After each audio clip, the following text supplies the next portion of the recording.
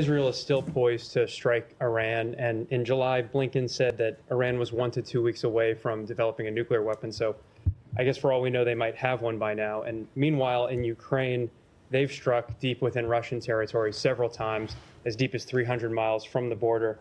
And in that case, we don't have to guess. We know that Russia has the largest nuclear arsenal on the planet, as many as 6,000 warheads.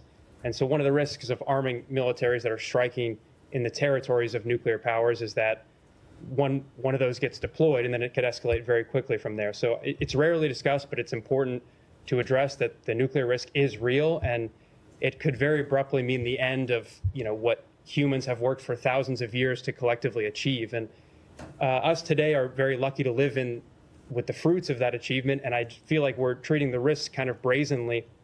So my question for you is, we often hear in response to these concerns that, well, Putin, Khamenei, they're war criminals, they're terrorists, as if they're too inherently evil or immoral for us to negotiate with. But meanwhile, this administration has financed a genocide in Gaza for the last year, and every day you're up there denying accountability for it. So, what gives you the right to lecture other countries on their moral? So if you have a policy question for me, I'm happy to take it. If you want to give a speech, there are plenty of places in Washington where you can give a speech. Yeah, but people are sick of the bullshit in here.